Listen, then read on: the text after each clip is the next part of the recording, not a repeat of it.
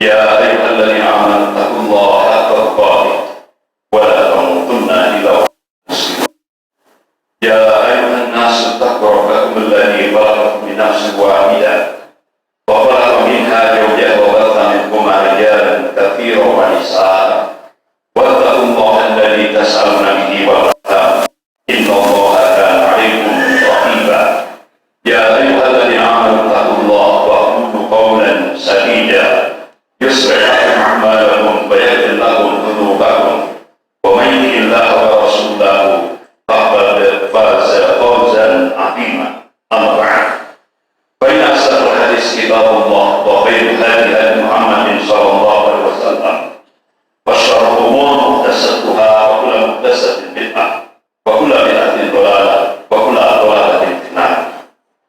Masyaallah muslimin rahimakumullah, Bapak-bapak yang dirahmati Allah. Alhamdulillah tadi sudah disampaikan dari Pengurus Takmir Masjid Al-Furqan tentang bagaimana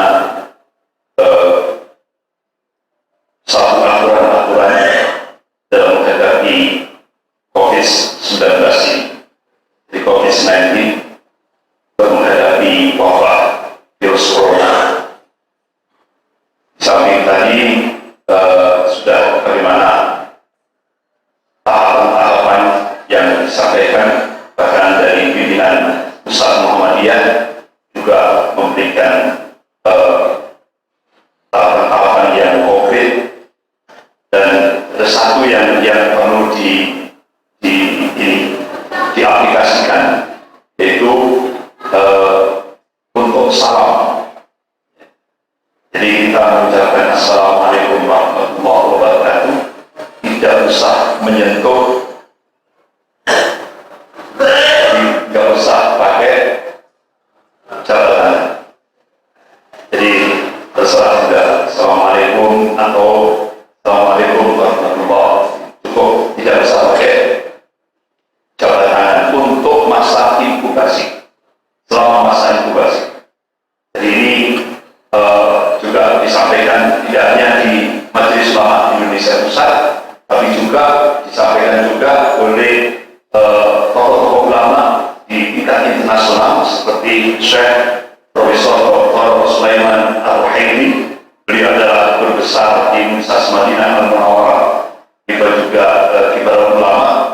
Jadi beliau minta masa-masa inkubasi yang sudah ditetapkan oleh pemerintah Republik Indonesia. Jadi kalau bisa, ketika kita mengucapkan salam, tidak usah pakai jabat tangan. Jadi itu cukup salam saja selama masa inkubasi yang sudah ditetapkan oleh pemerintah. Dan Bapak-bapak yang dirahmati Allah, alhamdulillah dari beberapa masjid, jadi termasuk Masjid Istiqomah, ya juga sudah karpet sudah digulung, ya sudah digulung disemprot, bahkan di depan pintu masjid sudah disiapkan cuci tangan. Jadi benar-benar ini kita mencoba untuk ikhtiar maksimal. Dan terakhir, tawakal Allah, karena al-maut, kematian itu bukan karena corona, tapi kematian itu adalah takdir Allah, ketetapan Allah Subhanahu wa Ta'ala. Kapan kita mati, di mana kita mati, dalam kondisi apa kita mati, hanya Allah yang tahu. Jadi oleh karena itu ikhtiar kita maksimal. Jadi di samping dari Bapak Ibu yang dirahmati Allah, SP-nya adalah Allah dan Rasulnya memberikan SP makan minum halalan. Kemudian kita mencoba untuk mengikuti arahan dari Kementerian Kesehatan. Begitu juga kita jangan lupa hidup-hidupkan Ibnu Nabawi, pengobatan ala Nabi. Jadi Rasulullah SAW memberikan uswah kepada kita, minum madu, habatus sauda, minum habatus sauda, minyak zaitun, ya kan, kurma, lagi kurma aswa, ya kan. Nah, itu di samping itu juga mungkin bekam syar'i, ya kan, bekam syar'i. Dan Ibnu Nabawi ini benar-benar menjaga wudu, karena Bapak Ibu yang dirahmati Allah, dan setelah Cina membantai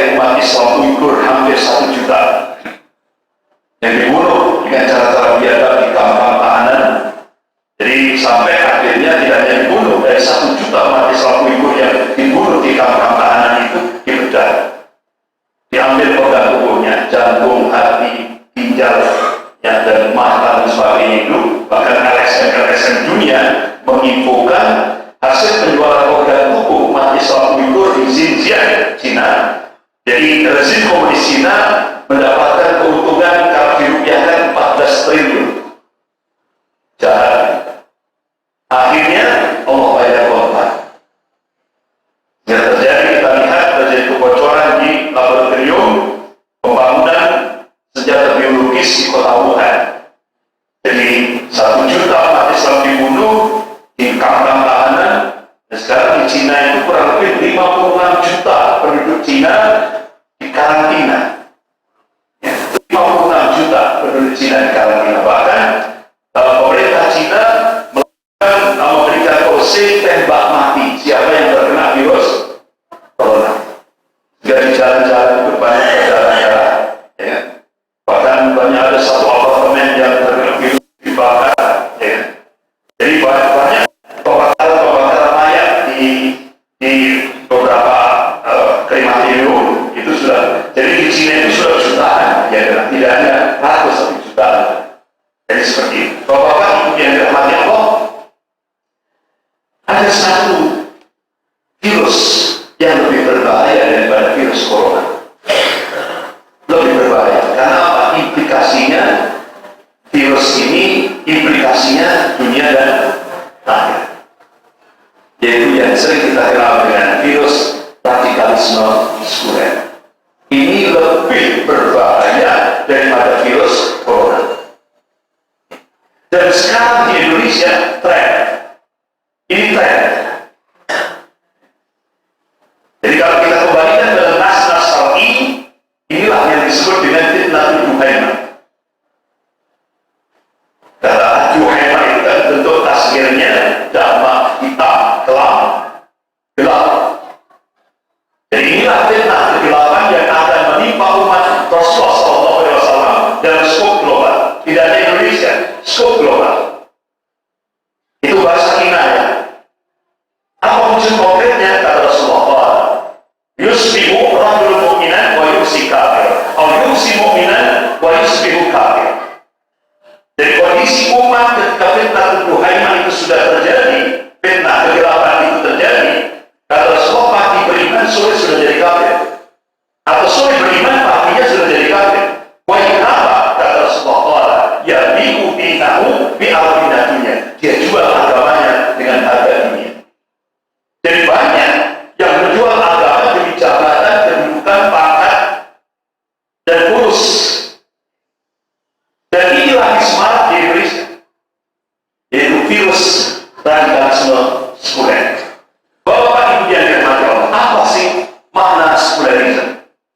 Kalau dalam buku ensiklopedia Inggris, sekulerisme itu adalah salah satu pergerakan sosial yang bertujuan mengalihkan aktivitas manusia dari orientasi ukhrawi kepada orientasi duniawi semata, dan dipisah kehidupan akhirat dengan kehidupan dunia.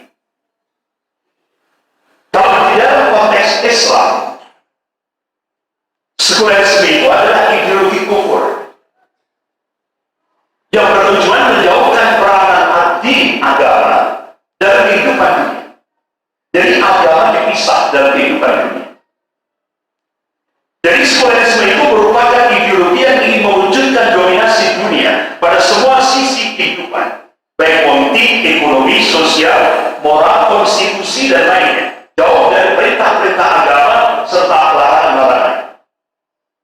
Bapak Ibu yang dirahmati Allah, khusus di Indonesia ini sudah ada perencanaan dan pemetaan yang cukup matang. Kapan startnya? Tahun 1986 sudah ada pemetaan, sudah ada perencanaan, mappingnya sudah jelas. Dari tahun 1986, salah satu poin hasil Kongres Partai Komunis Cina menyebutkan ada 3 hambatan Cina melakukan penetrasi ke Indonesia. Yang pertama, regulasi dan doktrin anti komunis, TAP MPRS nomor 25 tahun 66. Yang kedua, posisi Pancasila sebagai musuh komunis masih eksis. Yang ketiga, sikap anti komunis di kalangan umat Islam di Indonesia masih menguat. Nah, dari 3 poin ini, Bapak-bapak, Ibu yang dirahmati Allah, Partai Komunis Cina mengambil satu kesimpulan yang bisa dijebol, itu poin ketiga. Umat Islam. Bagaimana cara jebolnya? Yang pertama, pakai stigma radikal. Jadi stigma Islam radikal itu hanya hantu yang sengaja diciptakan untuk menempatkan umat Islam, lebih khusus di Indonesia, menjadi musuh. Yang kedua, pakai Divide et Impera, adu domba. Dengan apa? Mengamplopi Benfus. DP-nya 1,5 triliun. Jadi satu dikasih fulus, yang satu diutang. Benar. Yang satu dikasih, yang satu diutang. Profesor Din Samsudin sudah menyampaikan. Jadi seperti Bapak Ibu yang dirahmati Allah. Akhirnya ternyata kita baru tahu hari Rabu 15 Desember 2010. Ternyata terbongkar sebuah nota diplomatik rahasia dari Kedubes Amerika di Beijing tertanggal 5 Maret 2007 dengan kode referensi Beijing 1448. Pemerintah Cina mendorong percepatan program sterilisasi bagi Muslim Indonesia. Bapak Ibu yang dirahmati Allah. Jadi ini sudah program yang sudah disiapkan. Artinya apa? Indonesia disetting untuk menjadi sebuah negara sekuler. Makanya kenapa tokoh-tokoh ulama di Indonesia, ormas Islam, benar-benar memberikan masalah ini menjadi masalah serius. Kalau Indonesia dijadikan negara sekuler, otomatis komunis akan bangkit. Dan ketika komunis berkuasa, manusia akan menindas manusia. Bapak Ibu yang dirahmati Allah. Hari Jumat 24 Maret 2017, otomatis Cina memberikan bantuan hutang kepada Indonesia 647 triliun. Itu tidak ada istilah free lunch, makan siang gratis, tidak ada. Cina memberikan bantuan hutang kepada Indonesia 647 triliun tahap pertama, itu ada tip and trick. Artinya program Cina harus dijalankan. Yang kedua, ini disampaikan oleh Wakil Perdana Menteri Cina, Liu Yangdong, hari Rabu 27 Mei 2015 di Auditorium Fisik Universitas Indonesia. Dia sampaikan konsekuensi Indonesia mendapatkan hutang 647 triliun, konsekuensinya 10 juta rakyat Cina wajib masuk ke Indonesia. Kira-kira sudah target tahun ini 2020. Bahkan Duta Besar Cina untuk Indonesia sudah menyampaikan. Bahkan 19 bandara sebagai pintu masuk rakyat Cina untuk masuk ke Indonesia. Yang kemarin sempat jadi geger yaitu bandara Kendari. Itu kan cuma sedikit saja 49, yang jutaan. Ya kan? Bapak, Ibu-ibu yang dirahmati Allah. Jadi Presiden memberikan penegasan politik dan agama harus dipisah. Ini beliau sampaikan di Tapanuli, Sumatera Utara, Tapanuli Tengah, Sumatera Utara, hari Jumat 24 Maret 2017.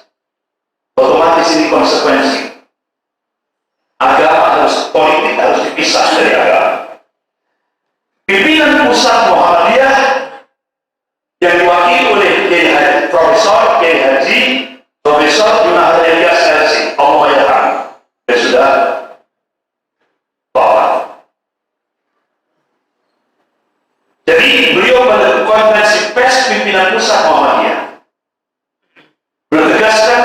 Indonesia bukan negara sekuler. Politik tidak bisa dipisahkan dari agama. Karena konstitusi di negara Republik Indonesia, negara kesatuan Republik Indonesia berdasarkan ketuhanan yang Maha Esa. Dari konstitusi itu, Indonesia menegaskan agama tidak bisa dipisah dari politik. Karena itu sudah jelas di konstitusi negara. Sehingga pimpinan pusat Muhammadiyah sebagai gerakan dakwah amar ma'ruf nahi munkar dan gerakan tajdid menegaskan bahwa politik tidak bisa dipisahkan dari agama. Kalau yang satu udah ngomong karena ada DP kan, nggak bisa. Artinya nggak bisa bersuara karena sudah dikasih DP.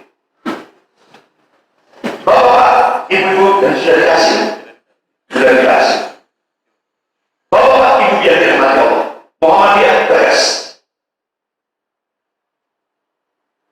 Bahkan Ketua Umum Gerakan Islam Pengawal NKRI, yaitu Ustaz Dr. Insinyur Muhammad Nasir Sitanggang, beliau memberikan statement, bila negara ini sekuler, artinya bila Indonesia ini dijadikan negara sekuler, agama dipisah dari politik, maka Indonesia akan jadi rebutan komunisme dan kapitalisme.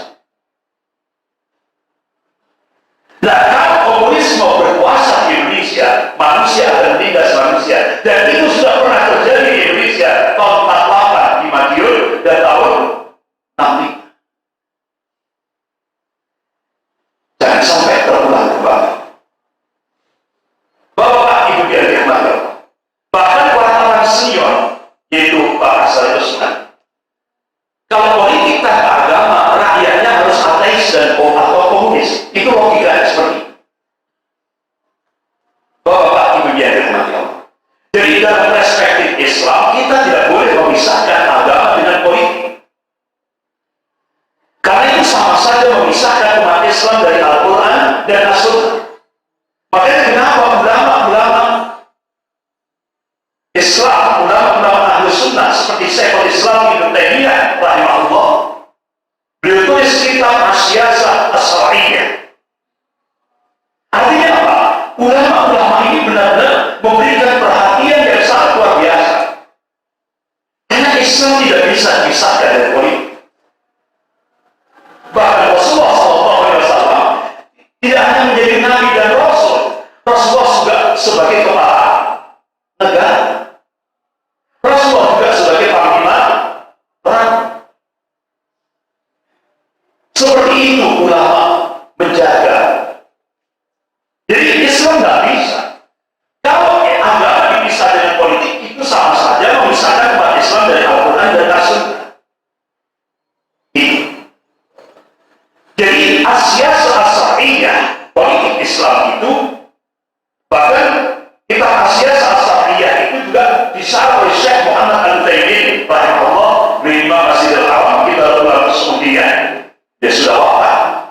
Beliau sarah kitab Syekhul Islam Ibnu Taimiyah As-Siyasah As-Syar'iyyah, dan kitab yang ditulis oleh Syekh Muhammad Al-Utsaimin rahimahullah alhamdulillah sudah diterjemahkan dalam bahasa Indonesia. Sudah banyak penerbit yang menerbitkan, diberi judul bahasa Indonesianya politik Islam. Jadi ulama-ulama itu benar-benar memberikan perhatian. Jadi politik Islam atau As-Siyasah As-Syar'iyyah itu dapat diartikan sebagai metode atau satu cara untuk mempengaruhi istimewa Islamiyah masyarakat Islam agar bersikap sesuai dengan Al-Quran dan Sunnah Rasul. Ini Bapak Ibu yang dirahmati. Jadi kembali contoh konkret. Tadi kan Cina minta Indonesia harus menjadi negara sekuler. Jadi pemerintahan sekuler, sekuler secara umum dapat didefinisikan sebagai pemisahan agama dan kehidupan publik. Dalam konteks pemerintahan, sekulerisme itu bermakna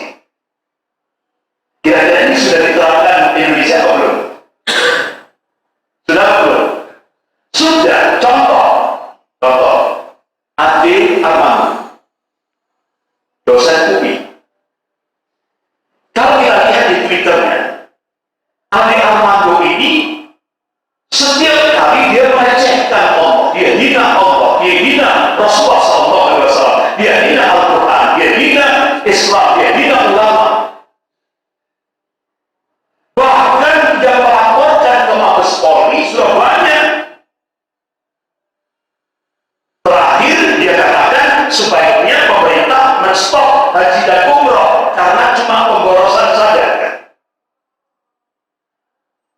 Kira-kira ditangkap? Tidak, karena Indonesia sudah menetapkan negara sekuler, tidak akan ditangkap. Makanya sampai tokoh-tokoh ulama, tokoh-tokoh Islam membuat kebal hukum kuat 2020. Satu-satunya penghina Allah, penghina Rasul, penghina Al-Quran, penghina Islam, penghina ulama yang kebal hukum seluruh Indonesia, Adi Ahmad dosen. Kemudian bapak-bapak yang dirahmati Allah, sampai terakhir ya, di alun-alun Pemalang, Jawa Tengah, dibakar Al-Quran di Bukit. Al-Quran dibakar. Pertanyaannya, kira-kira ditangkap? Tidak. Malah mendapat ciuman dari seorang brimob. Saya kira brimobnya bukan Muslim, mungkin Kristiani, dicium. Seperti artinya seperti, ya kalau bahasa kita jazakallahu khair. Terima kasih telah membakar Al-Quran. Jadi ini sudah dipraktekkan di Indonesia. Tapi berbeda kalau ada orang yang melecehkan pejabat. Ditangkap apa enggak? Langsung ditangkap. Contoh, santri pondok pesantren Darulullah diraji, panggil pasung. Begitu buat meme, dia lecehkan seorang pejabat, langsung ditangkap Polda Jawa Timur, jeblosan penjara. Busuk Sukmaderi, Jawa Barat. Begitu dia tulis di media sosial apa kopla sama endul di bahasa Sunda, langsung ditangkap. Padahal dia punya anak kecil, masih kecil-kecil, langsung diputus kalau tidak salah 6-8 bulan penjara. Ya, tidak, langsung kita aneh kan itu. Ketika dia melecehkan pejabat, terakhir bahwa yang dirahmati Allah, ada seorang ibu menghina wali kota Surabaya, Bu Risma, langsung ditangkap. Jadi di Indonesia, saya tahu Allah, Rasul, Al-Quran, Islam itu dibawa. Astagfirullah. Nangis hati saya. Jadi pejabat itu lebih tinggi daripada Allah, Rasul, Al-Quran, Islam. Ini fakta. Astagfirullah. Bapak Ibu yang dirahmati Allah. Bahkan di Bali, ketika pertemuan pimpinan perguruan tinggi se-Indonesia di Bali tanggal 26 September 2017, Presiden memberikan penegasan bukan PKI, tapi radikalisme agama yang mengancam Pancasila. Jadi yang mengancam membahayakan Pancasila itu adalah agama. Radikalisme agama, bukan PKI, bukan komunis. Bapak Ibu yang dirahmati Allah. Akhirnya Profesor Din Samsudin ketika datang ke Malang di Masjid Al-Ikhlas, beliau memberikan penegasan kondisi umat Islam di tanggal 29 Oktober 2017. Corona belum muncul, virus corona belum muncul. Ini kronologisnya saya coba untuk menyampaikan supaya kita memahami bagaimana kondisi sekarang. Wakilnya. Jadi kata Profesor Din Samsudin, waktu itu ada Pak Betabar, pimpinan daerah Muhammadiyah Kota Malang, dan saya dengarkan sendiri, saya di depan untuk mendengarkan sendiri. Kata beliau, kondisi umat Islam di Indonesia sekarang ditekan, disudutkan, dan dituduh anti Pancasila dan kebinekaan.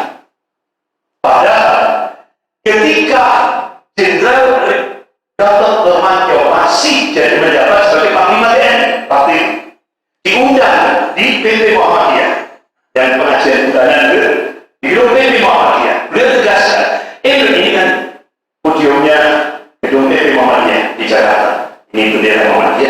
Indonesia merdeka oleh umat Islam. Artinya apa? Indonesia merdeka dan perjuangan umat Islam. Bahkan dia tegaskan lagi, Pancasila itu hadiah umat Islam untuk Indonesia. Jadi kalau sekarang umat Islam dituduh anti Pancasila, itu paling teriak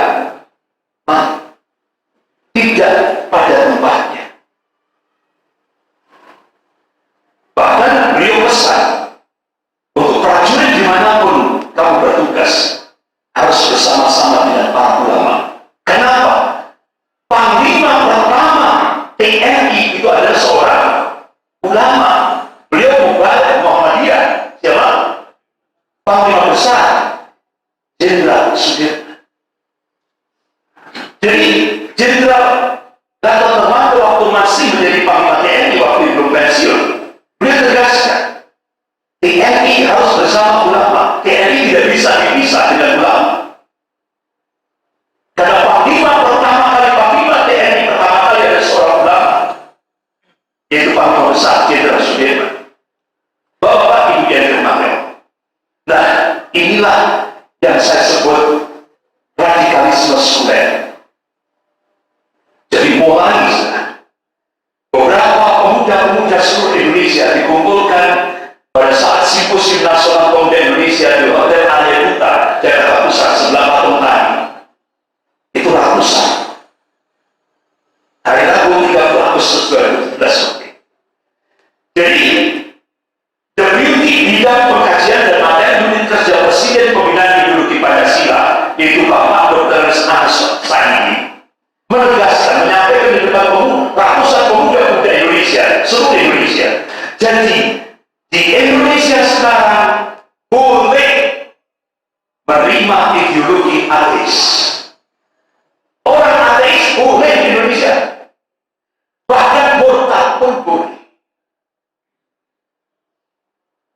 Ini penegasan dari pejabat Unit Kerja Presiden Pembinaan Ideologi Pancasila.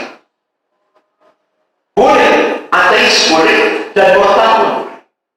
Bapak Ibu yang dirahmati Allah, coba kalau kita timbang menurut Al-Quran dan hadis, kalau ateis sudah nggak bisa dibahas, haram sudah hukum, ya kan? Dan itu anti Tuhan. Nah sekarang murtad, bagaimana menurut pandangan Allah dan Rasul? Allah tegaskan dalam surah Al-Baqarah ayat 217. A'udzubillahi minasyaitonir rajim.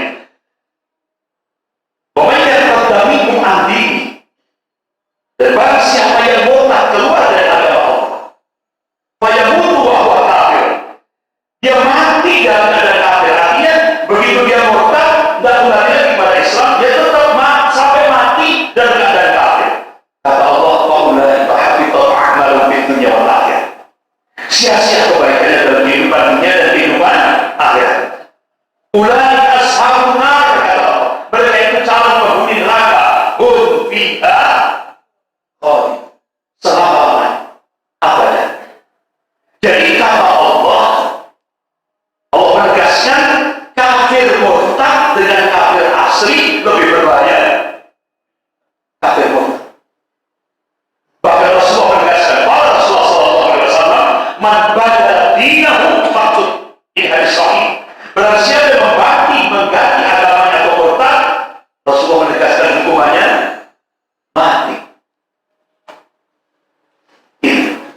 Alhamdulillah, Majelis Ulama Indonesia Pusat yang diwakili oleh Ustaz Fahmi Salim dan juga di PP Muhammadiyah, beliau juga wakil ketua Komisi Dakwah Majelis Ulama Indonesia Pusat, dia tegaskan bangsa Indonesia dipercaya berlandaskan kepada kepercayaan Tuhan yang Maha Esa, percaya kepada tauhid, Pancasila ini beragama. Sekarang ada pihak-pihak yang ingin menyeret Pancasila, seolah-olah Pancasila ini membenarkan ateisme. Kalau sudah membenarkan ateisme, murtad, ini selangkah lagi bisa membenarkan komunisme. Hati-hati. Jadi kalau sudah ateisme dibenarkan, murtad dibenarkan, selangkah lagi komunis akan dibenarkan. Ini bahayanya. Majelis Ulama langsung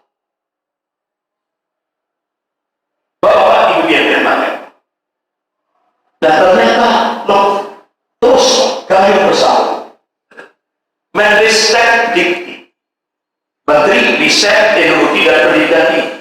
Sekarang sudah diganti, ya, sekarang sudah diganti. Dulu namanya Pak Muhammad Nasir. Jadi Pak Muhammad Nasir ini memerintahkan pada seluruh rektor-rektor perguruan tinggi se-Indonesia agar memindahkan mata kuliah agama Islam dari awal semester ke akhir semester. Karena apa? Kata beliau, tujuannya untuk mengurangi pengaruh paham radikalisme dan ekstremisme yang dikhawatirkan menjangkiti mahasiswa. Artinya agama itu sumber radikal. Padahal beliau seorang Muslim, partainya PKB. Agama itu sumber radikal. Saya masih ingat Muhammad Abdul. Kata beliau, al-Islamu mahjubun bil muslim. Islam akan ditutup oleh umat Islam sendiri. Artinya Islam akan dirusak oleh umat Islam. Sudah terjadi.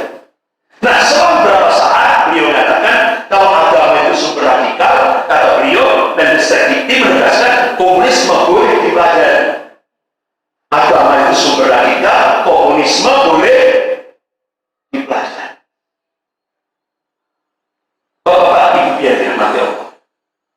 Bahkan Profesor Mahfud MD menegaskan dakwah kita mengindonesiakan Islam, bukan mengislamkan Indonesia.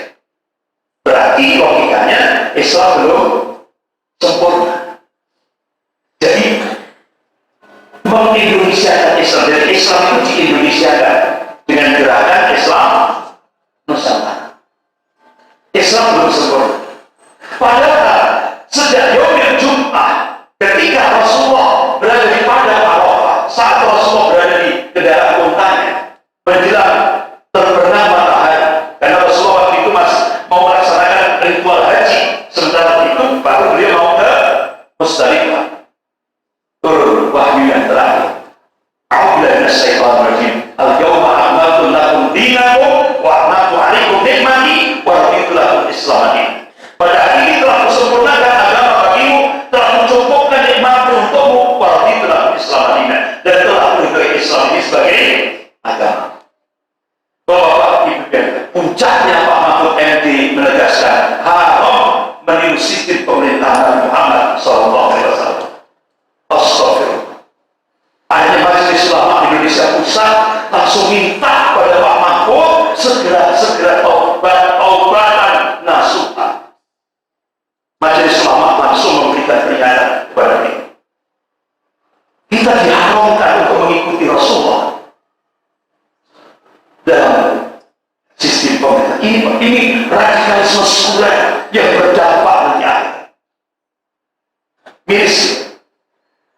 Bahkan ini jilbab tidak wajib. Padahal Allah perintahkan dalam surah An-Nur wajib hukum. Kata beliau, saya tidak pakai tafsir Al-Quran, tapi tafsir pluralisme, liberalisme. Sampai akhirnya Bapak Ibu yang dirahmati Allah, ternyata Profesor Yudhian Wahyudi sudah bisa. Ada dulu sebentar. Bapak Ibu yang dirahmati Allah, ada 3 hari saudara kita bersolat berjamaah. Bapak Ibu yang dirahmati Allah, politik anti-Islam itu membutuhkan sebuah legitimasi dari perguruan tinggi Islam supaya Indonesia benar-benar menjadi negara sekuler yang kafah. Negara sekuler yang kafah. Sempurna. Start diawali untuk memberikan legitimasi itu yaitu Rektor UIN Sunan Kalijogo Yogyakarta, yaitu Profesor Yudhian Wahyudi. Ketika mahasiswa beliau program pascasarjana, program doktoral, yaitu Bapak Abdul Aziz, mengajukan sebuah disertasi doktor, judulnya Zina Halal. Zina halal. Jadi dari seks di luar nikah halal. Nah, apa yang terjadi? Rektor UIN Sunan Kalijogo Yogyakarta langsung benar-benar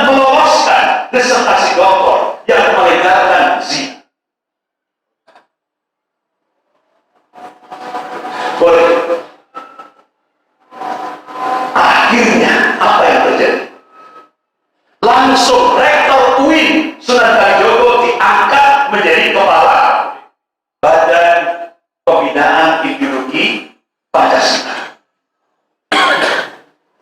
Jadi setelah beliau mensahkan, artinya menggolkan, meloloskan disertasi doktor dengan judul Zina Halal, yang selama ini kita umat Islam mulai zaman Rasulullah sampai nanti ila yaumil qiyamah yang namanya zina itu haram hukum.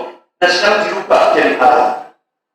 Nah, Bapak Ibu yang dirahmati Allah, ternyata setelah diselidiki apa kitab pijakan Pak Abdul Aziz ketika menyodorkan disertasi doktor di depan rektor UIN Sunan Kalijogo, ternyata kitabnya yang dijadikan pijakan yaitu kitab Milkul Yamin yang ditulis oleh Muhammad Sahrur. Siapa Muhammad Sahrur? Ternyata Syekh Muhammad Nasiruddin Albani rahimahullah, beliau mengungkapkan Muhammad Sahrur yang menulis kitab Milkul Yamin yang dijadikan landasan program disertasi doktor ini ternyata orang komunis.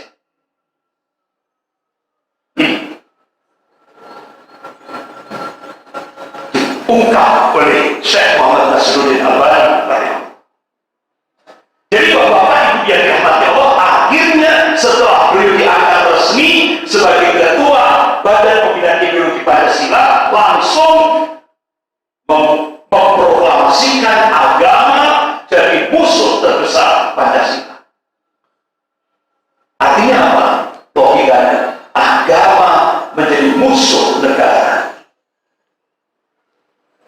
Jadi kalau kita ini padukan, kita coba kita padukan dengan pernyataan tokoh-tokoh komunis seperti Karl Marx, agama itu opium bagi masyarakat, memabukkan. Stalin, partai komunis, artinya menolak propaganda agama. Mao Zedong, Bapak komunis Cina, menegaskan agama itu racun. Maka kuasai pemerintahan, keuangan, dan media massa sehingga agama apapun akan ada di bawah alas kaki. Nah, kalau kita bandingkan pernyataan Kepala Badan Pembinaan Ideologi Pancasila dengan Ketua Komisi Sentra PKI GNID, agama adalah racun. Revolusi mental tidak akan pernah berhasil jika rakyat tidak dijauhkan dari agama. Artinya revolusi mental itu baru bisa berhasil di Indonesia kalau agama dijauhkan dari rakyat Indonesia. Kan berarti kan tidak berbeda. Akhirnya Sekjen Majelis Ulama Indonesia Pusat yaitu Kiai Haji Tengku Zulkarnain, beliau di Twitternya, jika Pak Yudian Wahyudi, Profesor Yudian Wahyudi, Ketua PPIP mengatakan musuh terbesar Pancasila adalah agama, nyatakan apakah dia menganggap bahwa kawan terbaik Pancasila adalah PKI, ateis, anti agama. Kalau beliau berani bicara seperti itu, monggo, tangan Anda. Indonesia mau dijadikan negara komunis. Akhirnya setelah ditantang oleh Wakil Sekjen Majelis Ulama Indonesia Pusat, akhirnya Profesor Yudian Wahyudi memberi pengumuman puasa bicara selama 1 tahun. Puasa bicara selama 1 tahun. Ormas Islam menolak. Nah, Bapak Ibu yang dirahmati Allah, sampai selevel tokoh Katolik Frans Magnus Suseno minta pada Pak Yudian Wahyudi segera mundur. Kenapa? Bagi umat Katolik, pernyataan mengatakan musuh Pancasila agama bukan kesukaan, itu menurut teologi Katolik katanya bahaya. Ini sudah gawat, apalagi menurut Islam. Nah, Bapak Ibu, bahkan mantan wakil ketua DPR Pak Fadlizon bubarkan PBI. Nih, kalau netizen hanya komunis yang menganggap agama adalah musuh.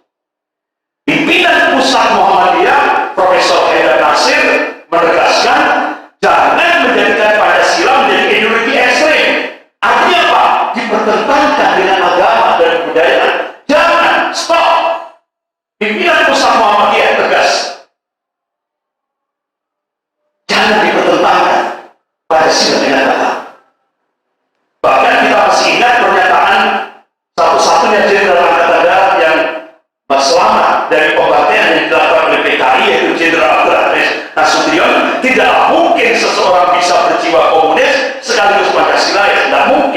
Karena cita-cita komunis itu justru ingin menghilangkan agama.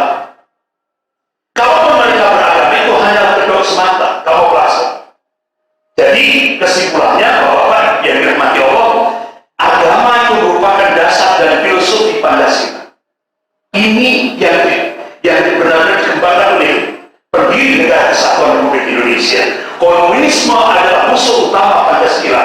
Tanda-tanda komunisme yang paling nyata adalah memusuhi agama. Jadi musuh terbesar Pancasila itu adalah PKI dan penista agama, bukan agama. Oleh karena itu, Bapak-Bapak yang dirahmati Allah, ini pernyataan mantan Panglima TNI Bapak Jenderal Purnawirawan Gatot Nurmantio tanggal 6 Juli 2019. Beliau memberikan statement dan tiba di media, saya tidak takut dibilang provokasi. Pancasila memang akan diganti komunis. Ini indikasinya. Terakhir sebagai penutup, beliau menegaskan benteng terakhir NKRI adalah umat Islam Indonesia. Insya Allah siapa? Takbir. Sekian lebih kurangnya saya mohon maaf. Subhanallah wa bihamdihi, asyhadu an la ilaha illa anta, astaghfiruka wa atubu ilaik.